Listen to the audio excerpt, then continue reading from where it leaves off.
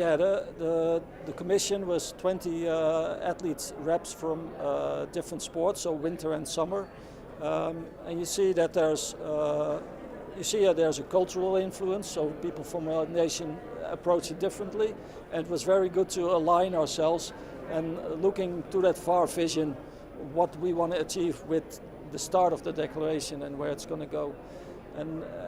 And we truly aligned ourselves on the passion for sport and how it can contribute to sport in general.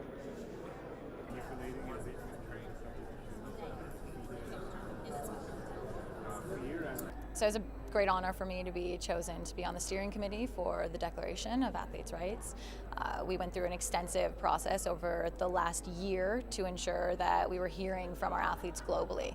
There was 2 stages of surveys where we presented themes, we were asking questions to really understand what matters the most, from athletes from the largest countries to athletes from the smallest countries. And after going through the second survey, there was over 4,000 respondents from 120 sports and 190 nations, which is big. I think that communication is difficult among the athlete community, especially globally.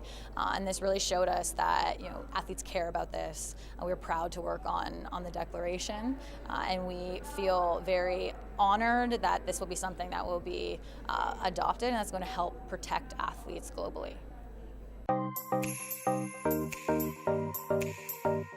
I think it's really important to release the declaration now because to me we're at a very pivotal point in the Olympic movement as far as creating an athlete voice. So we have the new norms, we have Agenda 2020, and the IOC is really taking the athlete feedback and the athlete voice to heart on everything they're doing. So it's vital now that we put this in place to ensure that moving forward our athletes also know their rights and their obligations for all of the areas that the Charter discusses.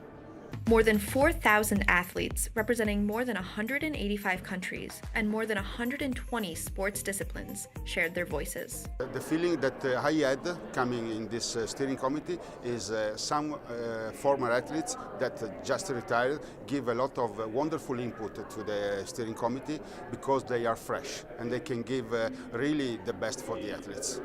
The feedback from the second stage of the survey was that athletes were ready to share their voices. There was a lot of excitement about the opportunity to respond to this survey, and the question was, when can all athletes respond? And that took us to phase 3 of the development of the declaration, and in phase 3 over 4,000 athletes from over 190 countries responded. All Olympic and Paralympic sports were represented in the responses to the survey, which in turn shaped the development of the declaration. Can you take it from me, please?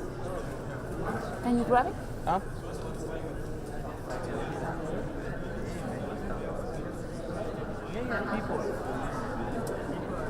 Of the Olympic movement, and many more. Supporting the athletes of the world for generations to come. The Athletes' Rights and Responsibilities Declaration. By athletes, for athletes.